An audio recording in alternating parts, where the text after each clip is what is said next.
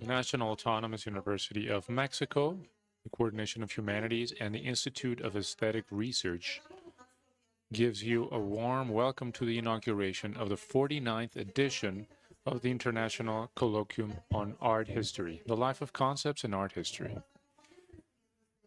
To preside this act, Dr. Miguel Armando López Leiva is here, Coordinator of Humanities of the National Autonomous University of Mexico.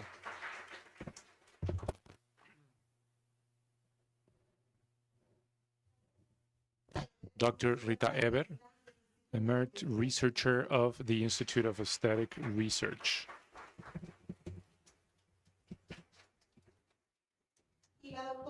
And Dr. Angélica Velázquez Guadarrama, Director of the Institute of Aesthetic Research.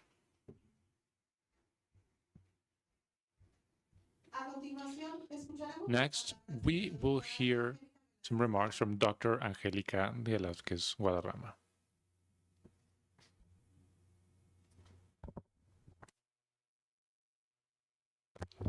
Good morning.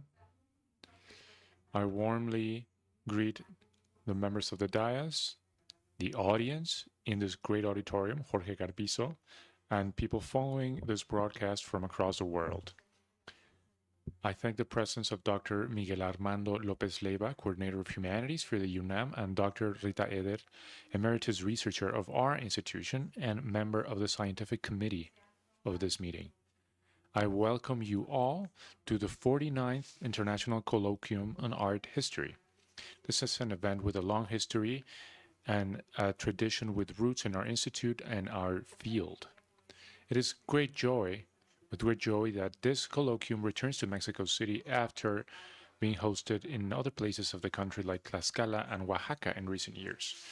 And it's even more significant to do it here in the Coordination of Humanities, which hosts our projects with enthusiasm. This international colloquium is one of the most emblematic meetings of the Institute of Aesthetic Research. From its first edition in Zacatecas in 1975, this field has consolidated as a benchmark for a discipline in Mexico, Latin America, and the Spanish-speaking world. It's been a meeting point for art historians who see in this forum a place to think, debate, and address with a critical and new perspective the theories and the histories of the arts. Next year, this colloquium will have its 50th edition, 50 years of uninterrupted work to promote academic debates, for intergenerational discussion, and for building and collectively creating knowledge. Celebrating this journey also means recognizing and acknowledging the effort of everybody who year after year has made it possible. Those who conceive it, who coordinate it, and who, like today, keep it alive by participating in it. Thank you. This 49th edition has a special meaning since it will take place alongside the 90th anniversary of the Institute of Aesthetic Research. 90 years of history, rigorous research, and social commitment with visual and artistic culture in Mexico and the world. And as part of this history, the colloquium has been one of the most visible expressions of our academic work, a platform for dialogue for the field in our country. Over the course of these 90 years, our relationship with creators has also been close. I want to extend my thanks to Pedro Friedeberg, a very talented artist based in Mexico, who generously has joined this celebration, providing his work, Secret Alphabets from 1980, to be the image of the colloquium. This piece was chosen not casually, because it talks about the rigor of language, classification, and unbridled imagination, two dimensions that are related to the topic today, the life of concepts in art history. Thank you to Master Friedeberg, and because of his generosity and his symbolic gesture with our academic community. The topic of this colloquium, the life of concepts in art history, invites us to carefully see that which structures our thought as historians. Words, ideas, and concepts that we use to build knowledge on images, objects, and artistic practices. To speak of life of concepts, the life of concepts is to recognize that they have their own history. They are born, they transform, they move from a field to another, they acquire new knowledge, new meanings, or become obsolete. We will reflect upon these movements and resignifications. about the porosity and fluidity, the loans among disciplines, and the challenges faced by language itself for art history in our contemporary world.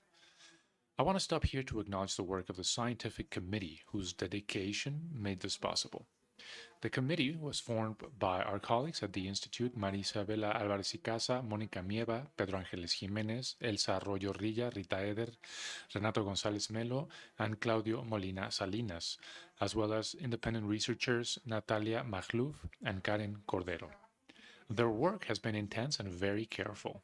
They received 134 proposals, and they undertook the difficult task of selecting the 31 talks that are part of the program today. To each and every one of them, our most honest thank you and gratitude for their commitment to quality and for keeping alive what distinguishes this colloquium. I also want to acknowledge the institutional and geographic diversity this year. We have researchers from Mexico, Latin America, Europe, and the United States, from universities and institutions of great prestige, colleagues from the University Nova from Lisboa, the Virginia University, Rijks University in Costa Rica, the Catholic University of Peru, the Catholic University Sir Enriquez from Santiago in Chile, the 3 de Febrero University Comisat in Argentina, the Polytechnic Institute in Colombia, and the Max Planck Institute of Florence, Italy. As for Mexico, we have researchers from the INA, the National Autonomous Metropolitan University, the Autonomous University of Baja California, and of course the UNAM, represented by colleagues from different entities, the Faculty of Philosophy and Literature, of Arts and Design, the Center for Teaching of Foreigners, and the Institute of Aesthetic Research, especially. This plurality of voices and origins reaffirms the spirit of the colloquium, an open, generous meeting in its exchange of ideas. We are honored to have 3 keynote speeches by figures, people with international recognition. We will start with Dr. Claudio Molina. Language Technologies, Documentation, and Historiography, the Life of Concepts in the Annals of the Institute of Aesthetic Research, a reflection on the role of our publication as a space for theoretical construction and the evolution of the discipline over more than 8 decades. In the middle of the meeting, we will have the participation from Jonathan Ward from the Goethe Research Institute, who will talk about the history and the expansion of vocabularies, an essential tool for documentation and organization of artistic knowledge at the international level. And to close, we will have a keynote speech by Mike Val, visual artist and curator, and she has a very poetic and critical proposal on the movement of images and its capacity for generated emotion and thought. Each of these keynote speeches from their own perspective invite us to think about the vitality of concepts, words, and images as living territories in art history. I'm certain that these days will be fertile for dialogue, collaboration, and inspiration. The International Colloquium on Art History not only represents the tradition of our institute, but also its capacity for renovation and openness. Each new edition confirms that this community continues to grow, to be in dialogue, and to reinvent itself in how it looks at art and history.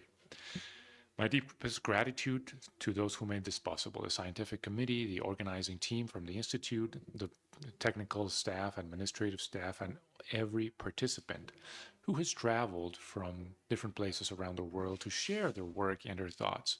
On behalf of the Institute of Aesthetic Research and the National Autonomous University of Mexico, I welcome you to the 49th International Colloquium on Art History.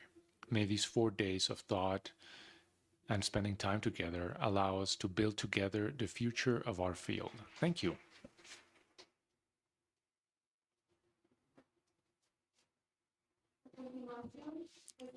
Now, some words from Dr. Rita Eder, Emeritus Researcher of the Institute of Aesthetic Research. Good morning. I'd like to thank Dr. Angelica Velázquez. Thank you for allowing me to represent all of the members of the scientific committee who have been really working with intensity and with commitment. We like the topic and we wanted this to be executed as well as possible. Dr. Miguel Armando Lopez Leiva, thank you for being here. And I will say that as Dr. Angelica was talking, I remember that 50 years ago, I was part of the first colloquium of this institution. So I've seen them all.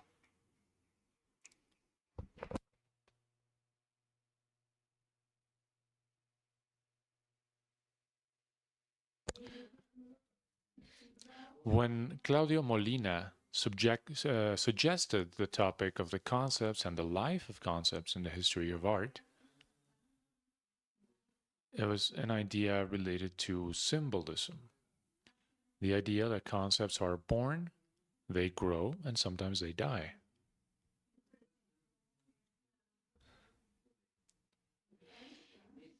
He presented this very interesting proposal in the College of Researchers. This is a place where we make collegiate decisions in the academic field. Many, I'm not sure if all, but many were very happy, and we saw many possibilities to discuss in this colloquium.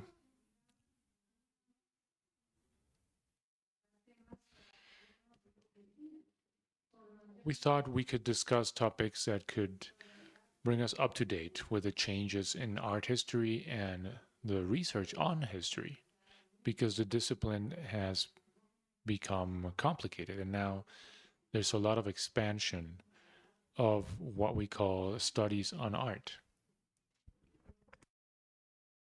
And it's an opportunity to revalue something we've always had, which is the productive relationship with the interdisciplinarity that comes from everywhere, from humanities, from natural sciences, from social sciences, and those called the hard or exact sciences as well. On the other hand, this was an opportunity to reflect on the language that we frequently use. We write and we describe, and I think it's a good idea to stop and reflect upon what remains and what changes in these studies on art. And maybe also to generate and to think about how to find more detail in the theoretical weight of the concepts. Personally, I enjoyed being part of the scientific committee, and the names of the committee have already been mentioned.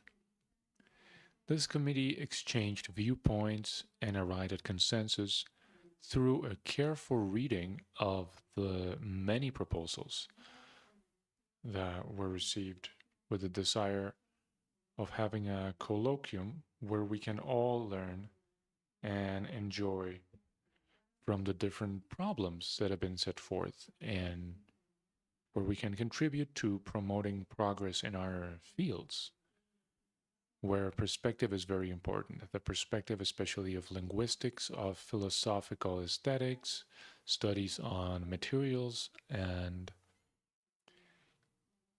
a dialogue with theory in the history of art and visual art, where the renovation of concepts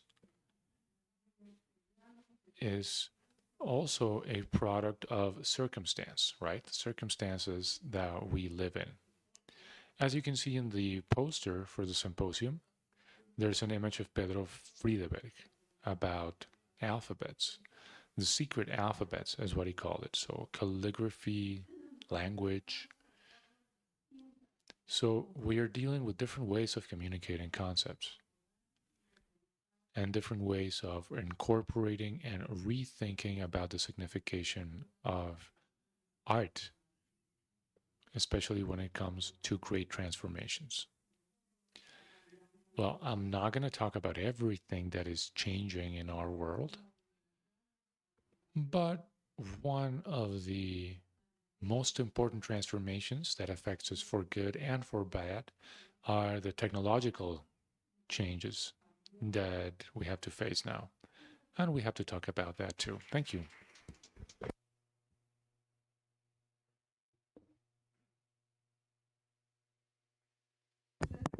Now, some words from Dr. Miguel Armando Lopez Leiva, Coordinator of Humanities of the National Autonomous University of Mexico. Thank you very much. Good morning, everyone.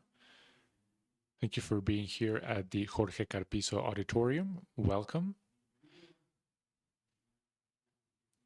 to the community of the Institute of Aesthetic Research, and everybody else participates. We've been talking to the Institute a lot, right? And I'm very happy to see you again here at the Coordination of Humanities. Thank you, Dr. Angelica Velázquez Guadarrama, Director of this institute. Thank you for the invitation, for allowing me to participate in the inauguration of this event. Dr. Rita Eber, thank you for being here, Emeritus Researcher of this institute. And I take the opportunity to greet Dr. González Mello as well, former Director of the Institute, member of the board. And thank you to all of the assistants, the attendees to this 49th Colloquium, The Life of Concepts in Art History. It's a pleasure for the Coordination of Humanities of this university to host this 49th International Colloquium on Art History. This edition is very special in its character due to the relevance of the topic that brings us here today. And it coincides with the 90th anniversary of the institution and the 50th anniversary of the first colloquium of art history that Dr. Eder mentioned, which took place in Zacatecas in 1975, where there was a discussion between high art and popular art, so to speak. Every edition of the colloquium has talked about the different perspectives of this field and the concerns in social sciences and humanities. For example, last year, in a multi-crisis environment, the colloquium talked about many representations of the end of times. I think we're a bit more optimistic this time around. Back then, I said the following. If throughout all our history we have been thinking about how the end will be, we will continue to speculate and talking about imagined experiences about the future of the possible and the probable. That's what I said back then. So today, within this future, which is now an ongoing present, right, with 4.0 technologies, the questioning of hegemonic discourses, tables and conferences that are part of this colloquium will explore the lives of concepts and the history of art. As in other sciences and fields of knowledge in art history, theoretical currents and methodological, together but separate as well, derive into concepts that, in their abstraction, it couldn't be any other way, have allowed us to describe, classify, explain, and interpret works of art understood as aesthetic facts and historical facts. Concepts are determining in terms of generating knowledge, given that they allow us to transcend the visible to connect empirical elements that may feel disordered, to give them coherence, consistency, and give a light on our social life in all of its different manifestations. It is only thus that we can understand and understand ourselves beyond the versions of common sense that are so widespread. Throughout art history, up to our days, there have been a development of endless numbers of concepts, ideas, notions as design, chiaroscuro, composition, design, the sublime, or concepts in Hendrik's boyfriend's concepts in contrast, which allowed him or have allowed us to talk about the art of the Renaissance and Baroque in contrast and comparison. In the prologue to his work in 1915, Wolfram reflected upon the conceptual development of the field, where he said the following, quote, "The conceptual exploration in the science of art has not ran parallel with the exploration of the facts. While art history has renewed itself almost everywhere, based on its substantial foundation, through the work of the last generation, the concepts have been altered to elaborate these facts for historical knowledge." End quote. Before Wolfram, August Smarsov was very interested in fundamental concepts of art history. And This is succinct, these references, and they're over a century old, these quotes, but I do that just to exemplify this need for a search in our fields, which does not mean explicit consensus. Given that the nature of knowledge in our social sciences and all its manifestations is expressed in broad spectrum divergencies and disputes about the sense of things, only when it is possible to find one concept that approaches the diameter of all perspectives, to use a Pierre Bourdelle expression, will we have some kind of certainty in that we have found explicit consensus. In Mexico, Latin America, and other countries outside of Europe, art history built and continues to build periodization methodologies, concepts, and categories of its own, considering that, as Manuel Toussaint said, indigenous art, Hispanic art, colonial art, and national art have their own personality. Quote, each work, each author, each time requires specific aesthetic, to say that in his words.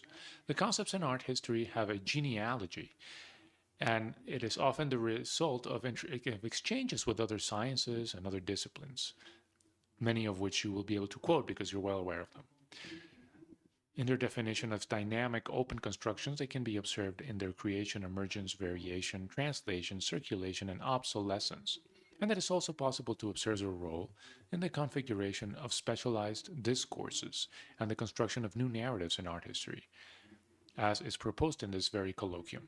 So this edition of the colloquium is articulated through 8 tables and 3 keynote speeches.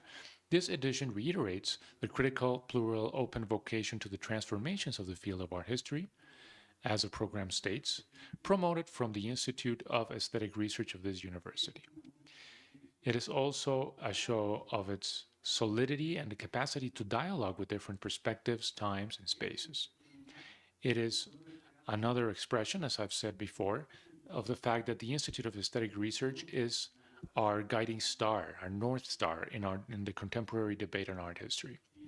Having said that, at 10:55 a.m. of this day, Tuesday, October 21st, 2025, I hereby inaugurate the 49th International Art History Colloquium, titled The Life of Concepts in the History of Art.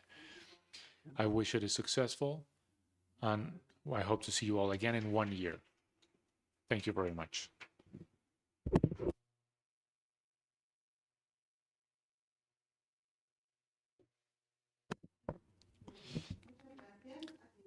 Thank you very much to the members of the dais. The Institute of Aesthetic Research now concludes the inauguration of the colloquium, and now we will have the keynote speech by Dr. Claudio Molina Salinas, presented by Dr. Renato González Mello, member of the board of the National Autonomous University of Mexico and the Scientific Committee of the 49th International Colloquium on Art History.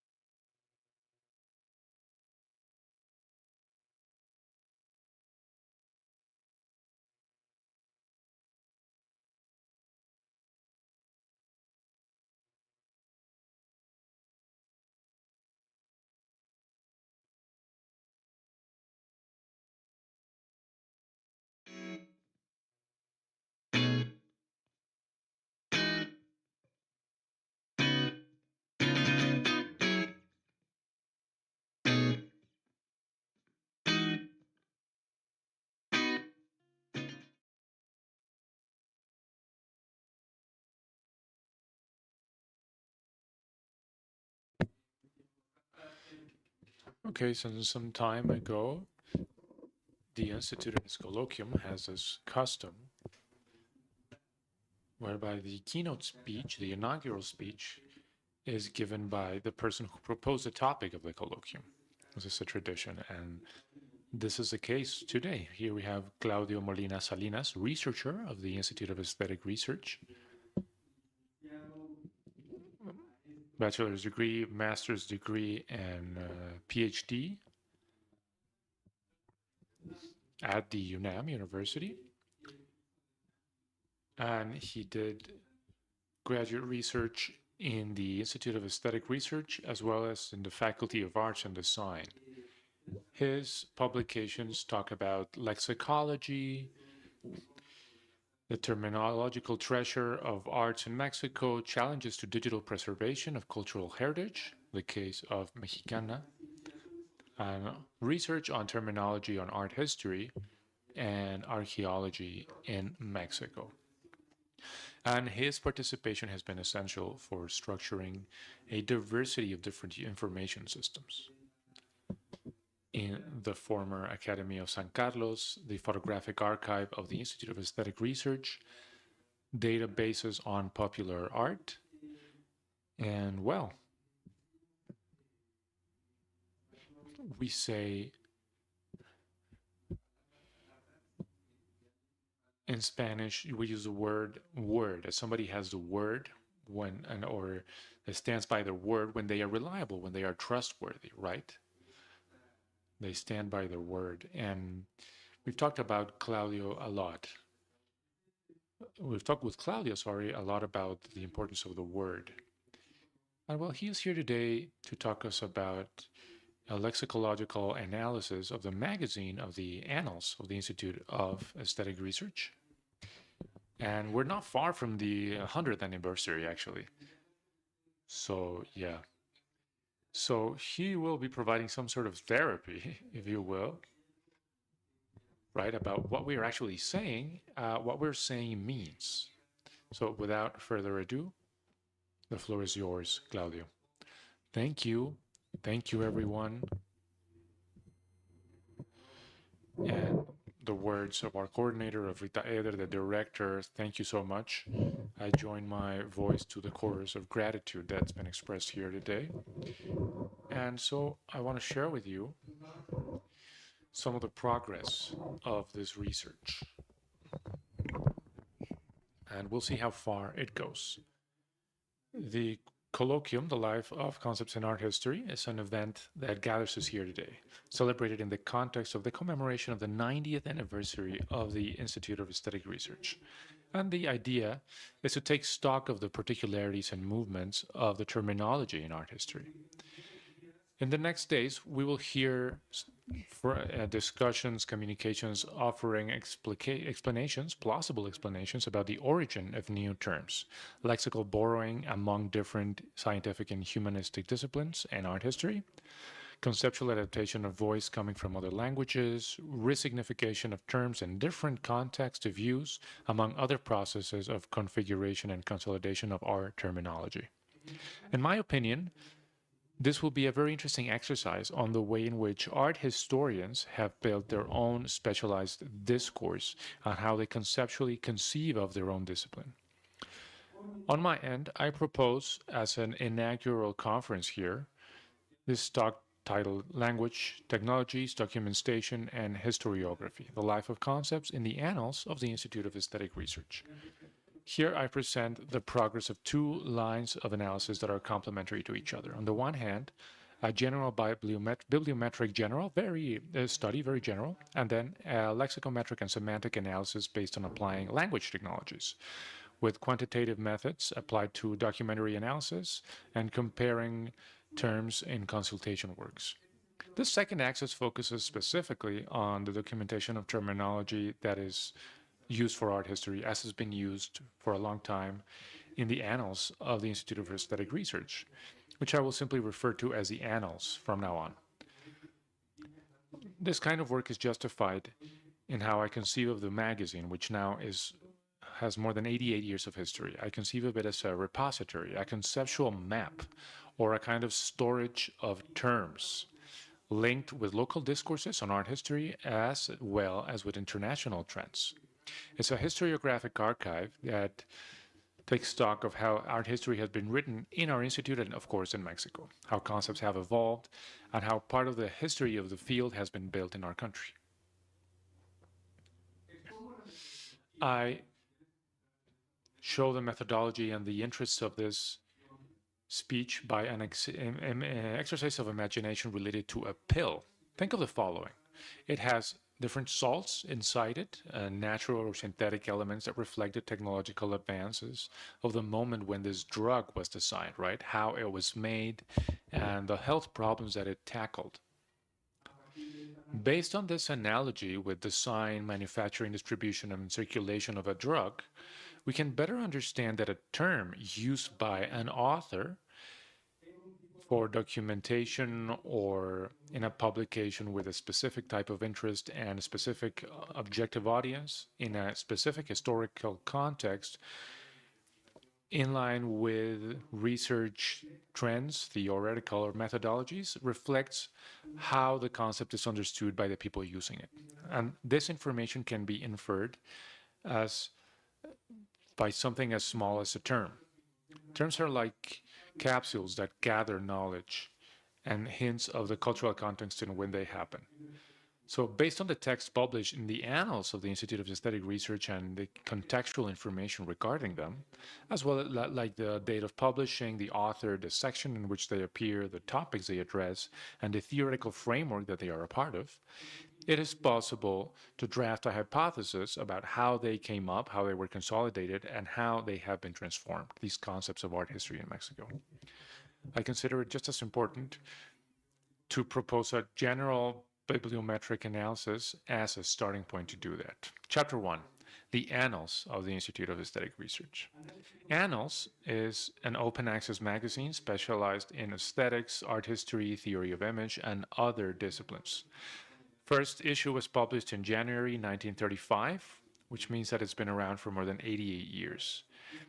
By September this year, it had 47 volumes and 127 installments, even more if we include in this calculation some supplements or extraordinary numbers published throughout its history. The magazine is part of the Institute of Aesthetic Research, and its history is closely linked to its foundation. It is also one of the most long-lasting publications in the university and a central space for historiography of art in Mexico and Latin America. In the magazine, texts have been published around painting, sculpture, architecture, urbanism, literature, performing arts, covering a temporal arc from the pre-Hispanic times to the colonial times, 19th, 20th, and 21st centuries. In the article, The First 2 Decades of the Annals of the Institute of Aesthetic Researchers, the Era of Manuel Toussaint, Peter Krieger identifies 5 key moments that the magazine has had since its foundation. He says the following: in its origins, Annals was a space for disseminating researchers, ongoing research in the Institute, and for building an academic community interested in studying and disseminating physiognomy in Mexico, cultural physiognomy. It also integrated, though less so, articles, news, and reviews about arts internationally. Around 1942, the magazine evolved towards internationalism. They decided to include text in English, which is true to this day. The first article in English appeared in number 8, written by George Kubler, titled Euchario and the Escorial. In the 50s, Annals already had broad international acknowledgement, recognition, reflected in the large amount of requests coming from universities and cultural centers that were asking for issues, which were sent via mail to different parts of the world. The 90s was marked by a notable process of internationalization and professionalization. This change meant rigorous academic processes for all of the text, which was also a change in the internal reports of activities. Finally, Krieger identifies as a final time in the magazine, which is a current period, which has a print edition and a digital online version where all of the material can be consulted. Chapter 2, Drawing a Map of Knowledge. Bibliometric analysis of the Annals of the Institute of Aesthetic Research. Authors such as Hood and Wilson, 2001, as well as Vargas and de Moya, 2007, agree that bibliometry, also known as infometrics or statistical bibliography, is an area that applies statistics to the study of books, articles, and other means of scientific communication. One of the main objectives is to contribute to understanding development processes in the field by elaborating evolutionary models of science, technology, and knowledge based on an empirical analysis of the published text in a scientific magazine, for example. Vargas and de Moya state that this is achieved by analyzing an intellectual profile and examining the dynamic and evolution of the scientific publication, specifically in the field of specialized academic journals. Put another way, studying bibliographical references could or may represent scientific structures through different units of analysis, like the titles of the documents, authors, keywords, or thematic categories, abstracts, and to observe its evolution over time. Now, how could these general ideas be applied to the evolution of the themes in annals and its academic production over time? Well, to answer that, I propose an ad hoc methodology that I will now describe. First, download digital versions of all the available text on the website of the journal. It's over 1,200 documents. To administer this corpus, you can use any bibliographical manager to review and correct when necessary, right? I'm talking about descriptive metadata. At the end, you have a bibliography. I did it in two ways. Chicago 18, of course, in a Word file and also a .bib file. Second, with the help of a latest generation language model trained for contextual understanding and optimized for bibliometric analysis, I processed the bibliography recognizing regular expressions, which allowed me to gather a database to gather key information of each document, such as authors, year of publication, title, volume, number, as well as the language of the title. And then I infer that that is the language that the whole text is written in. Third, based on the information gathered, I selected 4 variables key for my analysis: authorship, the language that it was written in, guessed from the main title, the production by installment, focused on the number of published text, and the length. I calculated the absolute frequencies and some central trend measurements. It's not complex mathematics, but the purpose was to study the data and identify possible moments of editorial inflection, as well as changes in the dynamics of scientific production. Based on an exploratory analysis based on 1,210 references from the journal published between 1937 and the first half of 2025, all manually checked to guarantee consistency in data and to avoid redundancy or other variation, it was possible to identify the main publication patterns, as well as of collaboration and the timing in the publication. In annals, 567 authors have published. Of the analyzed text, 1,105 were written by a single author, while 98 had co-authors. This means that close to 92% of the documents are authored by a single individual, which talks about something characteristic to the field of humanities, people writing alone. Finally, we identified 7 texts without an explicit author, corresponding to presentations, editorial notes, or brief communications that probably did not require a signature. Co-authorship is more common in recent years, although it's still a practice that is not frequent in the journal. Quartile analysis reveals significant data. 25% of texts signed by 2 or more authors were published between 2015 and the first half of this year. That is the last 11 years. This suggests that in this last decade, the number of documents co-authored was doubled. It's double compared to the median in the whole period. However, individual authorship still dominates, since 81% of the text are still signed by a single person. I have to mention data corresponding to the most recurring authors in the history of the journal. We have people such as Justino Fernandez, who published 57 documents. Javier Moisén, Francisco de la Maza, Clementina Díaz y de Obando, Elisa Vargas Lugo Rangel, José Rojas Garcidueñas, Manuel Romero de Terreros, Eduardo Báez Macías, and Manuel González Galván. Their contributions together add up to 262 texts, 21.6% of the total publications in the journal approximately. In this other slide, I reorganized the information to highlight the decade of publication of these authors, which allows us to have a chronological perspective of their editorial trajectory, at least within this journal. In the 50s, mostly Justino Fernández and Manuelo de Romero de Terreros published. In the 60s, Javier Moisén, Francisco de la Maza, and José Rojas Garcidueñas. In the 70s, Clementina Díaz y de Obando and Eduardo Báez. And the 80s, Elisa Vargas Lugo and Manuel González Galván, although they also publish in other decades. In recent years, we don't see authors with similar weight to these, which might suggest a lower recurrence of authors or collaborators in the journal. From the perspective of the language that these are written in, we have the following. 1,137 texts, that is 95% of the total, are written in Spanish. The rest, only 48 documents, about 5%, were published in English. We did not identify any publications in other languages, which, of course, is because of the editorial policies of the magazine, which accepts only text in English and Spanish. Although the first article in English was published early in the history of the journal, George Kubler text that I mentioned, the presence of documents in this language was marginal during over 5 decades. Between 1937 and 1989, only 10 articles in English were published.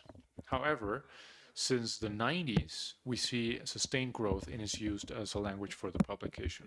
Since then and up till now, there have been 36 texts in English, which means a more frequent practice, although it's still a minority for the journal. The journal has a growth pattern in the density of its publication. While the first years, articles were between 5 and 20 pages, in the 2000s, we can see a transition towards texts that are considerably larger, some over 40 pages. This is what you can see on your left. This shift talks about a preference for a more developed text, which seems to be related to the transition to the digital version of the journal. This evolution can be seen in the graph on your left, which shows, sorry, no, that would be the right, the left, yeah. It shows a variation in the length, the average length of text in between 1937 and 2024, with a trend line that can help us see this growth clearly over time. On the other hand, when we analyze the number of texts by issue, as you can see on the graph on your right, now you're right, we can see a period of high productivity between the second half of the 70s and the whole decade of the 80s, especially numbers 45 to 61. This plot represents the highest point of publication in the 126 installments that we analyzed, which reinforces the idea that the 80s were one of several key moments in the editorial history of the journal. Possibly the apex point in its process of internationalization before the implementation of more strict dictamination policies, as Krieger explains. So some issues like 45 and between 58 and 60, as well as 85, could be considered inflection points, useful for a more detailed study about the evolution of the journal's publication policies. In particular, we identified 2 key moments: sustained growth of the number of texts published in the middle of the 70s, followed by a stage of stabilization by the beginning of the 90s and to our days. We could extend this to find co-citation patterns, collaboration networks. The basic bibliometric characterization that I showed is enough to complement the proposal of Krieger and to more precisely outline the evolution of the journal. So I will offer a hypothesis now, a complement for this map, based on the findings that I showed. So the evolution of annals could be traced in a map, at least until today, that has 5 stages. The first one, the origin.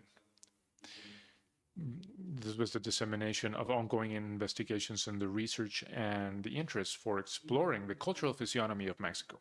Second phase, consolidation, where the magazine or the journal got international renown, opened up to bilingual texts, and gathered a lot of figures from the field. Between 1976 and 1990, we see a stage of internationalization characterized by a significant increase in the number of texts per issue and a more distributed authorship. From 91 to 2005, we see a process of editorial standardization aligned with global tendencies, meaning the implementation of more rigorous examination, more presence of articles in English, and longer texts. Finally, from 2006 to our day, we see consolidating a stage of digital dissemination with more stable publication patterns and full online access to all of the issues. Finally, it's worth noting that this proposal needs to be understood as a working hypothesis, subject to verification by a lexicometric and semantic analysis that is systematic, and that I will do next. Chapter 3, Beautiful Semantic Constellations. Lexicometric and semantic analysis of the annals of the Institute of Aesthetic Research. During most of this year, at least in Mexico City, when the sky is clear, you can see with the naked eye 7 celestial bodies that seem to align to form a constellation. Ursa Major, also known as the Big Dipper, or the cart, or the bowl. The name given to this constellation changes depending on the cultural context and how each observer interprets the world, as a mythological figure or as an object of daily life. What a beautiful photo, right? This astronomical photo in this slide was taken by Akira Fuji. It's titled Constellation Ursa Major, and it's available on NASA's official website. You can also download it by scanning the QR code on your left. Let's look at this image together. Let's try to mentally trace lines that connect the 7 brightest points in the image. In my opinion, and maybe we can agree, the figure does not look like a bear or like a cart, but as a dipper or maybe a pan. In the end, that's what constellations are. Figures that do not exist in the heavens, but that the observer can trace to give meaning to what he sees or she sees. Something similar happens with lexical units. When we connect them through our own experience, you can see constellations emerging. Not celestial constellations, but semantic constellations that reveal how it is that we conceive of the world, or, in the context of this discussion, how a field such as art history, concepts are related. Said another way, these are figures of similarity like convenience or emulation, analogy, or sympathy, which allow us to see these connecting lines and organize a world in semantic fields or conceptual associations. If bibliometric analysis, the analysis that I showed in the previous chapter, allows us to outline 5 possible stages of the analysis journal, lexic analysis that I propose now has the goal of identifying these constellations, the most profound conceptual relationships between and within these moments. We assume that these semantic relationships reflect how the terminology in art history was consolidated and transformed, giving birth to specialized vocabulary in Mexico, or giving shape to it rather, whose evolution can be traced through our journal. To explore this, let's stop briefly on the theoretical and methodological approach that sustains this approach. We assume that lexicometry is a branch of quantitative linguistics devoted to the analysis of vocabulary in a corpus by applying statistics. From an applied perspective, it allows us to describe, compare, and model the behavior of vocabulary through calculations of frequencies and identifying distribution patterns. Among their most common techniques, we have lexical frequency analysis, the study of collocations and co-occurrences, that is, words that tend to appear together, detection of hapax legomena, or forms that appear one single time in a corpus, and analysis of lexic groups or clustering. The results of lexicometric analysis are not interpretive. but they do offer a solid foundation for semantic analysis. To sum up, any lexicometrical analysis makes sense only if it precedes semantic analysis. Unlike this mainly quantitative approach, lexic semantics study based on a clearly defined theoretical and methodological program how lexic units acquire meaning in their context, what are their relationship with other elements of similar nature, and how they are organized in semantic fields or conceptual domains. So, to formalize the lexical semantic analysis, I chose a two-timed approach. First, an exploration stage, an initial slit, and then a systematic analysis of the corpus in its totality that will later be replicated for each of the stages or the cuts outlined previously. So what's a slit or a test cut, right? A slit or a test cut, with different names in different contexts, is an exploratory procedure parting from a small sample to make sure if a research idea has potential or not. The term probably comes from a market practice. When you buy fruit, the seller makes a small cut, like in a papaya, to show you the inside and guarantee the quality. Although the cost is higher of buying fruit that underwent this process, this offers an immediate guarantee the fruit is good. In this study, the slit means selecting a few documents, exploring certain possibilities, and evaluating whether it's worth it or not to continue the investigation. For this cut, I selected 10 numbers of annals, full numbers, by using a stratified chronological sampling, a full issue every 12 or 13 years from 1941 to 2023. Each text was converted into plain text, processed by a computer, and analyzed for the frequency of terms. Then I deleted words that are not part of the art history domain, like prepositions, articles, etc. And I explored the vocabulary distribution of the 10 issues. The results were encouraging, and they confirmed the viability of a greater scale analysis, since I found terms in common in the 10 issues and some differences in some of them. So the analysis was based on 927 articles in Spanish, only articles, because this is the genre with the greatest density in terms of semantics, right, in the journal. I excluded texts in English, as well as sections that are not analytic, such as catalogs, editorial notes, bibliography, biography, or institutional presentations that don't have lexical relevance or semantic relevance for the study. Then I applied the same procedures of linguistic and computational processing that we used in the test cut, using the program and file converter. I also used ANCONC 3.5.9 version, a tool for lexicometry and corpus management projects that can allow you to calculate frequencies, extract keywords, do searches, KWIC or quick or keywords in context, among others, and I analyzed 3 million lexic units. Studying the vocabulary of 927 documents and more than 3 million lexic units exceeds any kind of human capability, so we always use tools to use that.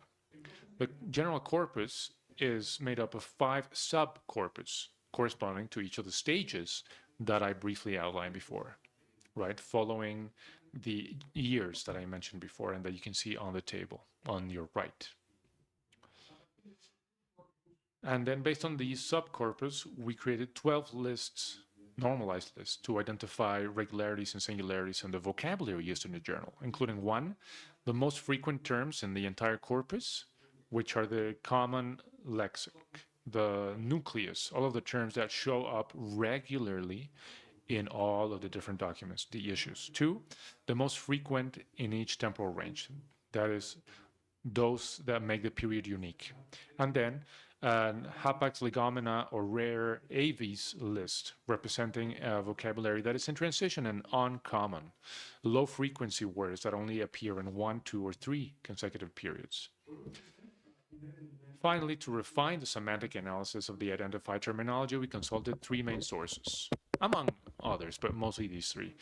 The Art and Architecture Thesaurus, the Thesaurus Dictionaries of Spain's Cultural heritage and our terminological treasure of arts and archaeology in Mexico. We also reviewed some context to deepen the meaning of certain words.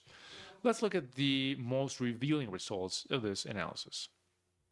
So if we take as a starting point a global analysis of the vocabulary of the magazine, of the journal, I identified the terms with the most normalized frequency. That is, those who don't just have high absolute frequency, but also a homogeneous distribution across most of the documents of the corpus. Under this lens, the term art emerges as the most frequent and with the best lexical dispersion, which is totally expected, right, given the topic of the journal. However, it's very interesting that it doesn't show up in all of the articles. At least 115 texts address topics related to art without explicitly mentioning the term art. This invites us to reflect on certain discursive strategies or some things that are taken for granted, maybe even. If we consider the term art understood as a discipline, as a thematic center of the journal, we can also see it as a point of high semantic density around which notions that are closely linked orbit. And then we have a complex associative field around this term formed by resemantized forms like, yes, art, but when it designates a physical object or a conceptual object. Feminine forms and categorical expressions in plural, such as the arts or fine arts. And terms varying from that, such as artist, artisan, artistic, among others. We also see compound forms, such as vice-regal art, universal art, pre-Hispanic art, the Alpandesque art, very interesting. The very specific terminology, right? And that's the reality of our magazine, of our journal. Art history, art iconography, and of course, art historian. The most frequent terms throughout the history of annals designate, obviously, objects of study for the discipline. Works, structures, artifacts, and their parts. We have common words like building, relief, painting, sculpture, codex, mural, photography, all of them linked to the description or analysis of material objects. Also stand out names of substances associated to this, or materials: stone, wood, metal, paper, pigment, or canvas. These are terms that talk about the material field of the works. Products, physical products, whose materiality is the object of study. And then we also have words about creative actions or methods of artistic production, from the general to the most technical. Painting, drawing, sculpture, etching, lithography, foundation, ornamentation, composition, or restoration, they express an operational dimension of the art related to how it is made, manufactured. On the other hand, the vocabulary of annals also includes subjects, trades, and actors that are part of the creation, interpretation, or management of the works of art, such as artist, artisan, critic, photographer, editor, author, among others. And we find temporal and stylistic references, denominations such as pre-Hispanic, vice-regal, from New Spain, colonial, Baroque, neoclassical, modern, contemporary, popular, or universal, which allow us to place a work historically in its context and to trace its aesthetic genealogy or cultural affiliation. Finally, this analysis reveals a group of terms aimed at reflection and interpretation of art and image, words like aesthetic, style, form, representation, symbol, iconography, iconology, discourse, interpretation, perception, visuality, sign, meaning, heritage, identity, culture, or cultural politics. These form a conceptual field from which it is possible to problematize on and from the theory of art. To sum up, the groups of terms identified in annals as coherent or consistent with the logic used by terminological thesaurus, like the one of the Getty Institute, the Ministry of Culture, or our thesaurus, as well as Object ID, VRA, CDWA, and ontologies of heritage, such as SciDoc CRM. These tools organize vocabulary in general classes, such as objects and their parts, materials, activities, processes, and techniques, agents linked to the creation, study, of management of works, styles, periods, and movements, and theoretical concepts. In this slide, there's a comparative summary of the three first period analyzed, highlighting the most representative terms of each stage, as well as the predominant topics that they are a part of, according to what the lexicometric analysis revealed. The first period, 1937 to 1955, look how interesting. Vocabulary term seems to revolve around pre-Hispanic and colonial art and cultural heritage. Terms like national, pre-Hispanic, indigenous, miscegenation, codex, viceroyalty, muralism, or ceramics. There's many more, but these reflect an orientation towards the history and culture of Mexico, especially looking towards the past. This terminology can be considered an indication of how a vision of the nation is configured through art, articulating a cultural identity based on its indigenous colonial roots and the valorization of its material inheritance. Between 1956 and 75, we see a predomination of terminology linked to architecture, especially religious architecture, which seems a little bit biased. So there's stylistic analysis, heritage, and its cataloging. This could reflect a shift to something more technical and academic, which values documentary sources and the formal study of artistic objects. At this point is when the 10 researchers that I mentioned published. Some examples: cloister, ornamentation, lithography, proportion, neoclassic, reed table, Baroque, catalog, heritage, style, Gothic, rose window, religious architecture, of course. From 76 to 1990, there are terms such as iconography, modernism, curatorship, photographic archive, inventory, iconological analysis, symbology, representation, reproduction, semiotics, discourse, support, mixed media, collection, classification, device, design, or nomenclature. In this case, the terminology is diversified. With words associated to iconography, interpretation, documentation, semiotics, and curatorship, which suggests a shift towards more analytical approaches or more interpretive or even interdisciplinary approaches. I prefer not to hide data, right? So for the period between 1991 and 2005, I don't clearly see a differentiated terminology. This could be due, I mean, of course, all of the general topics are present, right? But this could be due to a transition phase or a better thematic cohesion, a possible shift in the interests of the journal or its editors, even. So I propose the possibility of maybe reclassifying this period or to distribute part of this in the later and earlier periods. So maybe some of these years actually belong to the earlier period and the same for the later period. So this could be studied further later because yes, honestly, this catches my attention very much, very interesting. So the most recent period now, 2006 to today, sees a strong presence of critical and theoretical terms associated to political analysis, documentation, the theory of the artifact, visual studies, which shows a shift in the discursive approach of the journal towards debates or contemporary debates of art. Words like archive, trauma, subjectivity, visuality, governmentality, neoliberalism, this device, affect, feminism, experience, post-colonial, memory, agency, performativity, intersectionality, critical curatorship, cultural politics, mediation, visual regimen, activism, narrative, ontology, hegemony, political body, or relational aesthetics.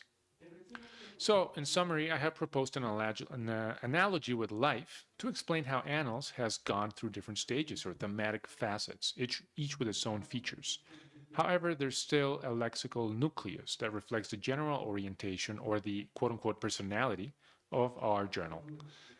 And each of the periods shows particular interests also that I have tried to organize in associated fields or semantic constellations in syntony with the observations of Krieger's historiographic analysis and the patterns detected in the bibliometric study.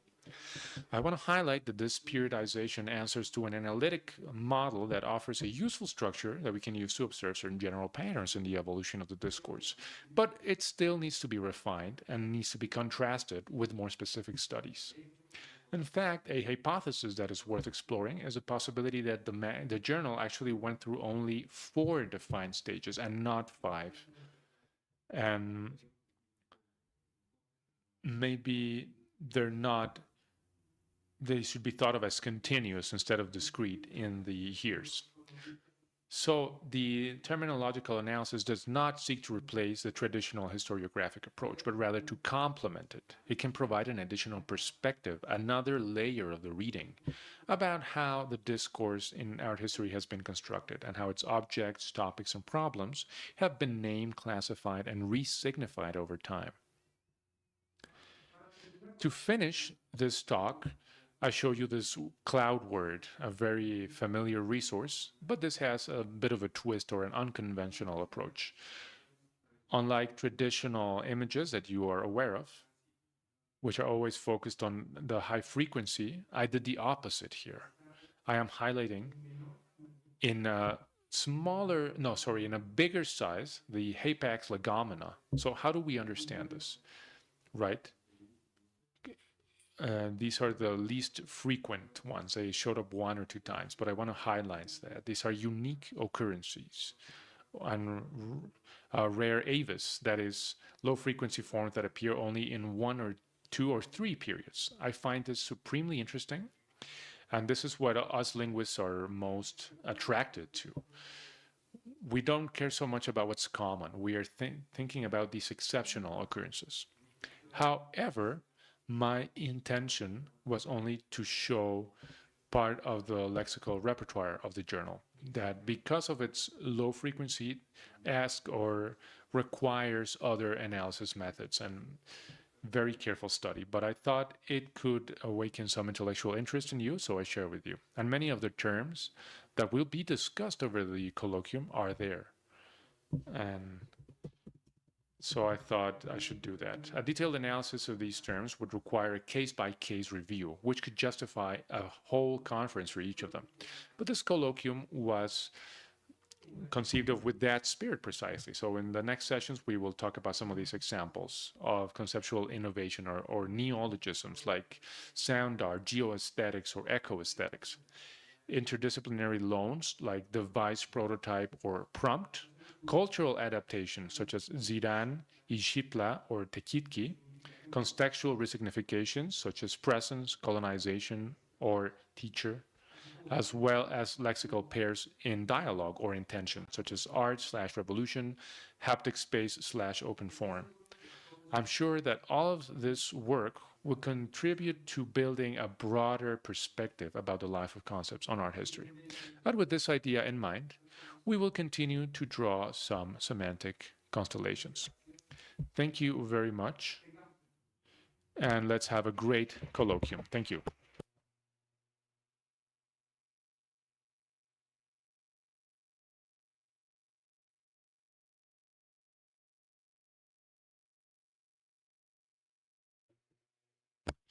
I'm sure you have a lot of questions, but we are going to have a break now. I'm sure everybody will be wanting to talk to Carlos.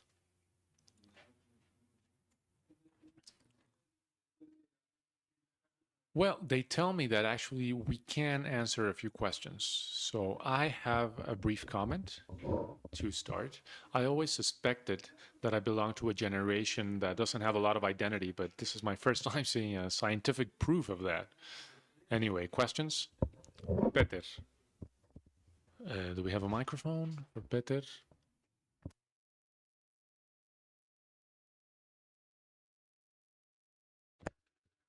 The microphone is on its way.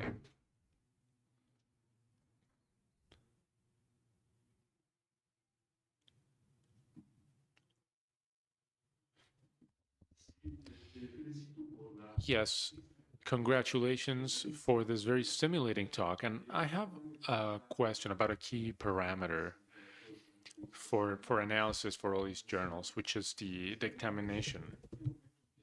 So when does this start? And what is its impact?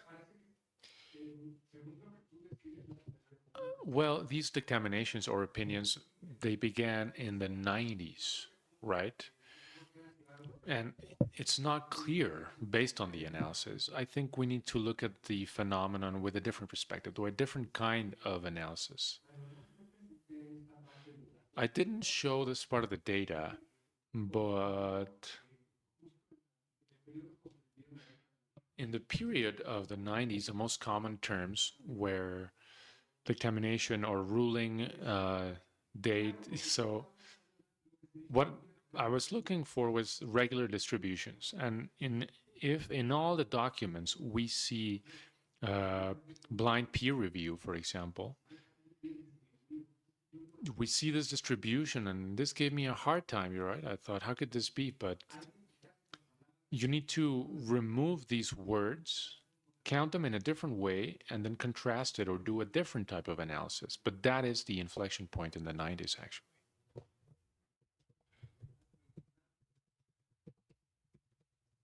Any other questions?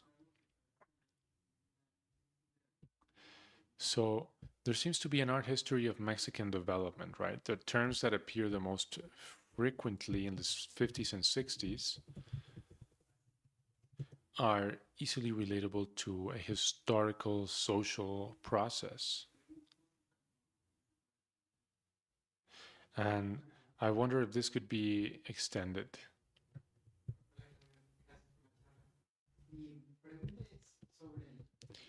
My question is about the method that you use in the final chapter, the lexicographic chapter, because I understand that you only analyzed one issue from each period.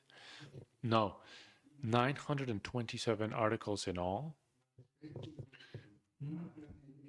No, but in the last one, when you were talking about the test cuts, right?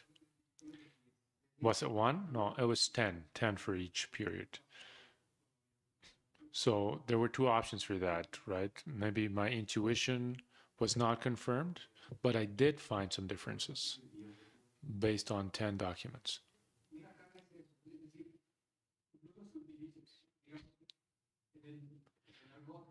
So in the jargon, we talk about the cala, or the slit, or the test cut, because when you cut a fruit, it's not systematic, right? It's where the merchant decides to cut to verify the quality of the fruit. So it's a bet on his intuition. And it's not based on an interpretive method or a statistical method. It's a more intuitive idea. And I thought 10 was enough. Yeah, what I was thinking about this method is that it leaves outside, it disregards the editor of annals. And we see that over the different stages, the editors have provided certain lines. They have also called on some international colleagues to participate, and that's another variable in qualitative terms that could add a lot of value to the interpretation because, for example, the 90s, that is when Annals had a very glorious moment by publishing pioneering articles, or later, right, with Peter or with Linda and Emily. There are trends that would add a lot of value if you could include them. Yes, I mentioned that in a very brief line where I said that it could be explained due to the editor. Of course, the editor filters and says, maybe we're not interested in this or that right now. So I completely agree with you. What do we have to do? Well, I'm very interested in this, honestly, and I think I will keep working with annals for a couple more years, and I know that I need to consider that.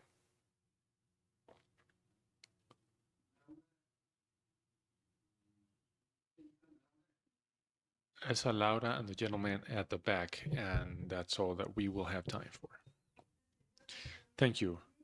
Just briefly, I'm very interested in your analysis of the different stages, right? Using a model of sort of like geological eras, right? And using the word evolution. And then there's a reference to a kind of a circular use of some of these concepts, regardless of the time.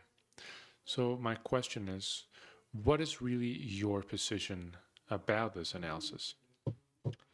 Okay, maybe I should have been a bit more clear. So there is a nucleus, a center of terms that are distributed across the entire range of publications of annals.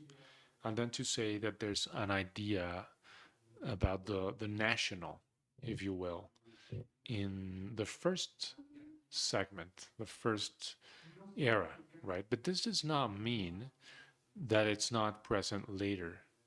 It's additive. So the frequency of what happened in the first period does decrease, but it continues. This is something that happens in natural languages, right? Let me give you an example. Let's see if you like this answer. So let's think of the following option. In chemistry, the phlogisto, right? We had an idea that this existed and that everybody has phlogisto. And then it was discovered that this is not actually a relevant notion, right? The phlogiston for combustion, it's actually oxygen. It's not phlogiston. But since phlogiston already existed as a notion within chemistry, it did not disappear, but it did decrease in frequency. So, yeah, maybe the analogy with geological eras is not the most appropriate. Hello, Claudio. Thank you very much for the lecture. Very interesting. I tried to do some kind of analysis, right? Not around words, but about the possible classification of the articles, to find them, archive them, catalog them. And I did stumble upon a problem in terms of the vocabulary. The vocabulary that was used in the journal to catalog the different areas of knowledge and art history did not coincide with the current areas of research of the Institute. It has a different kind of logic, right? And not for you to answer me right now necessarily, but I would like to propose that this is a task that we do have to do, and which is about the evolution of our discipline, of our field, of our institute, and in how we can think about conceptualizing this fluid development of the field itself.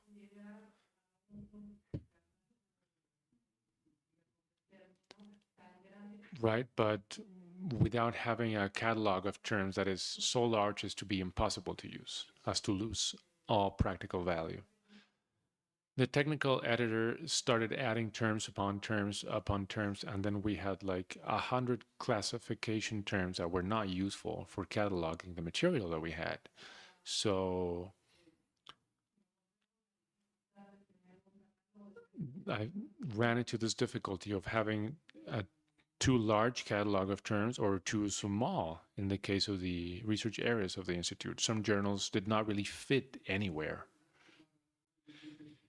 You know, the thing, Laura, for all of us who are here, we are passionate about what we do, which is not a bad thing, obviously. But I keep thinking about these things. So as I kept writing, I kept writing down some concerns, right?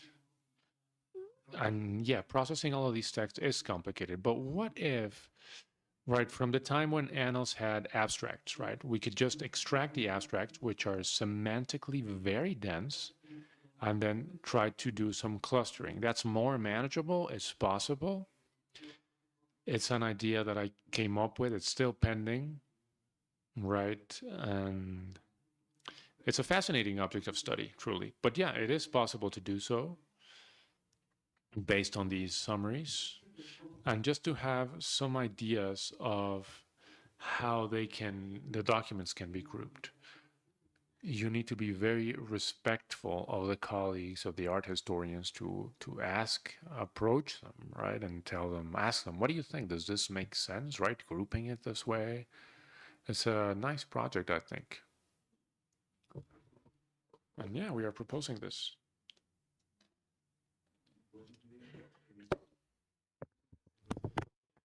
Good morning. Thank you for the lecture.